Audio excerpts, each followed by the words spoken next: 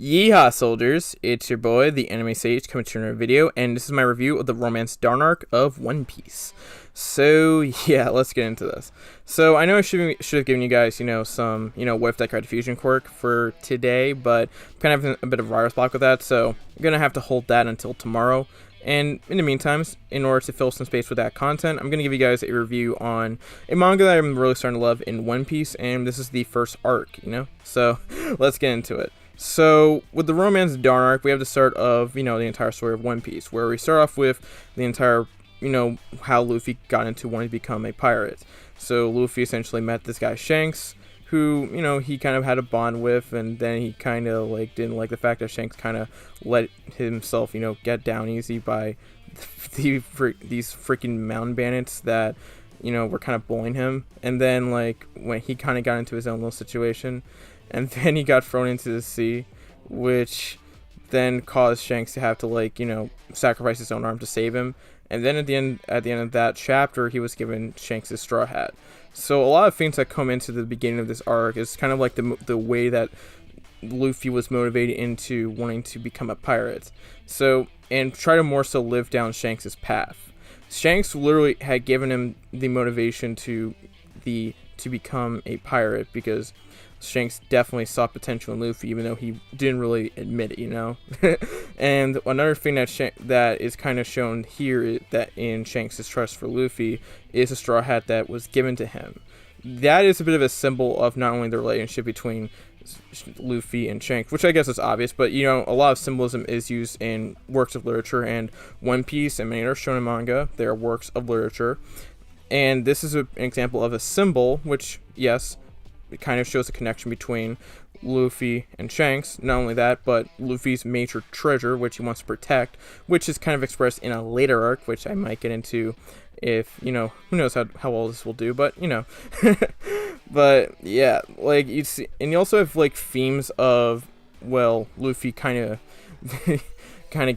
taking advantage of a power that could be a little bit crippling to become a pirate, which is the fact that he can't really swim because of the devil fruit. But the devil fruit does give him some nice powers, which, as the Goma fruit, it can make your entire body rubber, and you can stretch it out. I mean, you could probably stretch something, down under there, Luffy would probably have the largest meat in the entire One Piece, I guess, actually not just like the One Piece verse, but probably in anime in general, but that's for another story. But one of the things that I think really makes me attracted to, kind of got me into the first chapter of One Piece, and into One Piece as a franchise, was that you kind of got a nice bit of characterization with Luffy, and then you just kind of want to follow along into oh, so Luffy has been trained for this amount of time after around 9 years, so 9 or 10 years, so you want to see how strong he's gotten in that 9-10 years, because when we saw Luffy, he was just a scrawny kid who couldn't really defend himself at the time. But now with the Goma fruit, and him having control over that, and now having trained with that for a long time, and now going on his raft and stuff like that, he kind of, you kind of want to see how strong he is, and he kind of has probably gone strong after all that time of training. And it's pretty interesting seeing how Luffy in many ways has potentially progressed as we go into this arc. Now we go into Luffy's encounter with a lady named Lady Alvida, who is a pirate, and she obviously displays some traits that are the opposite of Shanks, which is she kind of is not doing the most noble type of things. Then you have a guy in Coby who is kind of captured by Alvida and is kind of forced into this type of lifestyle, and he actually has a job to join the Marines, and that cannot be accomplished as long as he's with Alvida. And then when Luffy just kind of frees him, there's a bit of hope there. But of course, now Luffy's trying to not only just get a crew member, which he's looking for Zoro, who is a notorious pirate hunter, but also maybe help Coby with his dream of joining the Marines. And they end up doing that as they sail into Romance Dawn, obviously, and they kind of learn a little bit about Zoro in a way, where we get into sort of Zoro as this menacing pirate hunter who, on the surface, is bad news, but he's actually a good person. As the reason why he got locked up essentially was because he was defending a girl from these Marines. And you kind of get into themes right at the start of the start of this arc, that the world government, for an organization that, or like these Marines, for an organization that's trying to stop pirating during a golden age of pirates, which was revealed back into the first chapter, as you understand the world of One Piece, that Gold Roger kind of hid his treasure away, and now that's kind of started his entire, wave of pirating in this golden age. Now you see what's going on with, the world of pirates, and you have these Marines who are trying to protect that, but they're not as noble as you would think they are. It of course goes into this arc kind of exposes some themes of government to corruption, because even when these world government guys are trying to show, oh well, we're trying to protect people from pirates, at the end of the day, they're not only they're potentially as harmful and as corrupt as the pirates are trying to stop. In fact, we do learn some stuff later on, but I'm not going to get into that right now. But you do also have some noble people probably in the world government. You can't necessarily assume that, but the top of the of the Marines and stuff like that is kind of, in a way, corrupted. And with some of these high-ranking officials, it kind of shows that that when you have power, it can definitely corrupt. And the world government, with having this much amount of power, there are going to be certain sectors that are very, very much corrupt. Then you go into them being, Helmeppo and his father, Captain Axehand Morgan, which you going into him, he's kind of just as ruthless as like some of these other Marines. Like, he's just a representation of how ruthless some of these Marines can go as you go in. But actually, there are probably gonna be more ruthless Marines, but you get the point. But like, when it comes to Axehand Morgan, you have in order to try to like portray order and stuff like that, he just shows that he's just like ruthless. Like, isn't it ironic that a guy is supposed to be a protector of the people and a protector of laws in the world government, protector of pirates, is literally heartless like the criminals that he portrays, while Luffy at the end of the day is someone who actually has a good heart, And like in one panel, like, my dude Axehand Morgan told some of his soldiers who were kind of failing to kill Luffy and Zoro to, how do I say this so I can keep some monetization? Commit seppuku. Yeah, so seppuku. Yeah, YouTube doesn't know about that. YouTube doesn't know. I didn't say the other one. I didn't say the actual word. It's like, actually, I would say Sudoku, actually. So it's commit Sudoku. And at that point, like, you're wondering, dang. Like, you kind of, like, during a chapter, you had, like, you did see some of that ruthlessness, but it kind of shows that Morgan is someone who's very heartless in many ways in order to portray order. And again, then you had, of course, certain scenes where Cody almost had his life lost by Helmeppo, and of course, at that point with Coby's development, oh god, I keep saying Coby, and I'm now just like getting the realization, oh god. Anyway, still haven't forgotten that 5 months later, but anyways. So, with Luffy's rubber abilities, it just proves to be a mismatch to not only a guy who's useless in Helmeppo, but to Zoro, like, Morgan's nothing. And at the end of that fight, he's like, leave it to me, Captain, which kind of shows that the evolving loyalty that we saw with, of course, Zoro and Luffy, who would eventually become Luffy's first crew member. And the fact is that with the arrival of the Marines and all this other type of stuff, you have Coby, who doesn't want to become a pirate and is not going to join with them. He wants to be a Marine. And probably with Coby, he probably wants to make sure that the Marines are in order and in check. And if he can make the Marines a better place and a better unit, then that could be him. And he would probably train under those Marines in order to, make himself, strong, in order to make himself stronger. And of course, Coby and Luffy then have a bit of a goodbye, and you kind of see that, Luffy's kind of denying any association with, like with Coby in order to protect him, and that way you kind of have a moment where Luffy is like, kind of trying to help Coby achieve his dream. and it kind of helps Coby in a way, and it kind of is one of those tearful goodbyes. And that's just something that you gotta love about a guy like Luffy. Like, he could have like been like, he didn't have to do that at the end of the day, but he wanted to, you know, make sure that Coby got what he wanted to do, and he wanted to, and at the end of the day, that just showed a level of friendship and respect that Luffy had for him, even though Coby isn't necessarily the strongest of the, you know, bunch. You know, Zoro and Luffy, I think, kind of have a bit of advantage over him, even in the first arc, you know. But like, you gotta admit, that's pretty.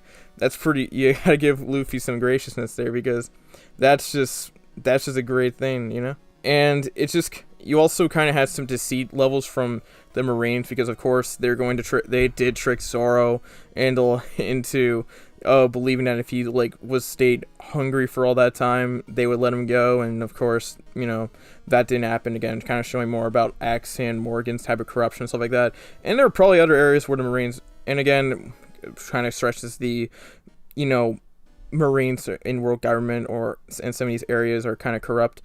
It's just like something that's just kind of sad, you know, because, and though this was probably a very, you know, good arc, in my opinion, in terms of introduction, because you get like the introductions of a guy like Luffy, you get the introduction to like how he's acquiring a certain crew member, and especially turning a pirate hunter, a guy who was hunting pirates, but Zoro had some type of respect for him, I guess, you know, was able to, well, he developed this form of respect for him at the end of the day, because he kind of went to certain lengths to get Zoro, and at the end of the day, like, Zoro is, that was kind of the first domino for Luffy to get a guy like Zoro, who's one of the better swordsmen in the world, you know? And I do want to talk about some other stuff, like, you know, Zoro's, like, free sword style. It's pretty cool, you know? Like, he's using free swords, and he's just, like, you know, annihilating people. He, like, he has one in his mouth. It just looks so cool. And, oh my god. It's amazing.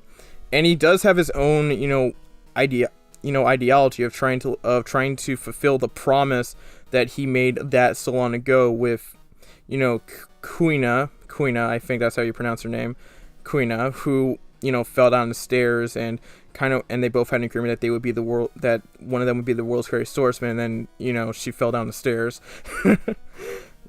And it just feels like, and you kind of have those noble motivations, even though Zoro seems to have, you know, a bit of a simple motivation, which is become one of the strongest ever in a way, one of, like, the greatest swordsman, so essentially be one of the strongest people in the world. He kind of has a, you know, good motivation for that. He's not like doing it out of like, oh, I just want to become strong. It's because of an agreement that he had with his dead friend. And I'll just say this a little bit ahead of time, Zoro will meet somebody, you know, that kind of brings back some memories in a way. I'll just say, I'm not going to go into more details than that, but that's just all I had to say, you know. So yeah. But yeah, I feel like that's a bit more with Zoro. Like, I do like his motivations. He was, again, initially a pirate hunter, and eventually, due to Luffy's determination, in essence, kind of went to Luffy's side and decided to become a swordsman for Luffy and kind of live out his dream through him in a way, so become the greatest swordsman under Luffy. And that's just something that's going to be explored upon as we keep going into this manga. But man, Zoro, at the end of the day, I do like Zoro as a character. In terms of Luffy as a main character with his motivation to try and become king of essentially a pirate king and stuff like that, I like that. I like him, and kind of like having his motivations come through Shanks and kind of be one of the strongest pirates in essence. I like them a lot. I do. I think he's a pretty good main character, and he does. And Masked Man has kind of pointed this out. He does fit the world of One Piece in a way. He does fit it, like, carefree, essentially, you know, wants to be free, kind of does wherever he wants, and essentially falls wherever the seas take him, you know? So that's it. And at the end of the day, that's just how it goes at the end of the day. And he does have that enjoyment of wanting to be a pirate, and of course trying to aim for the Pirate King title. And, you know, that's something I really do like about Luffy at the end of the day. And you're gonna get into more motivations for his character as this, you know, manga goes on, and it's gonna be really good. Oh my god. Oh my god. This is a good manga. I can't wait to go over the Orange Town arc. That's a pretty good arc. But at the end of the day, I think I can end this off with just kind of some closing thoughts on this arc. Overall, it's a really good arc. I would, again, as I kind of said at the beginning, I would probably rank it as it's one of the better, it's a very good introductory arc. And I feel like introductory arcs kind of are those arcs that kind of hook you into the story a little bit. If you have a good introductory arc, you kind of have a little bit of investment. Now, there are going to be arcs afterwards that are going to be like, that need to be the cream of the crop at the end of the day. And you're not going to necessarily get like arcs that are, always going to be like at the certain point, like those high quality arcs, or even like maybe at the introductory arc. Like sometimes you're going to have some highs and some lows because, there's going to be less interesting stuff to talk about. But at the end of the day, as an introductory arc, it at least functions in a way that allows you to, at least, turn the page to the next arc to see what's happening. It at least gets you slightly invested into it. Maybe it can fully invest you, I don't know. Like, at times, the introductory arcs aren't going to be as interesting as the later arcs that come after it. But, it's a good arc that can, like, at least get you more and more interested into the series. Kind of like how Naruto was with its, prologue in a way, which kind of slightly got too invested. Then you have, of course, the first Land of Waves arc, which is great in a way. But then you had, like, its tuning exams, and also later on the Sasuke retrieval arc, which you could argue were, which were great arcs in the part one of Naruto. And you even had, like, great arcs in Naruto after, like, the pain attack and stuff like that. Like, this arc does its job in order to, get you interested into the series. That's just my opinion overall of the Romance Dawn arc. So, if you like this review, make sure to like, comment, subscribe, turn notifications, and share the video. And again, I'm going to put up an Orange Town, arc review on probably Thursday. And again, put out Fusion Deku tomorrow. And hopefully my other what ifs for this week as well. And thank you all for watching. Make sure to watch my community tab like a hawk. Follow me on Twitter at AnimeStage4, Instagram anime_stage4, and of course join my Discord server. And I think that's around the end of this video. So, this has been your boy, the Anime Sage, sign out. Peace, Yorta. Stephanie Shea, closes out. Bye-bye. Peace. Hi, this is Stephanie Shea, voice actress for Sailor Moon, Hinata, Orihime, and you are watching Anime Sage.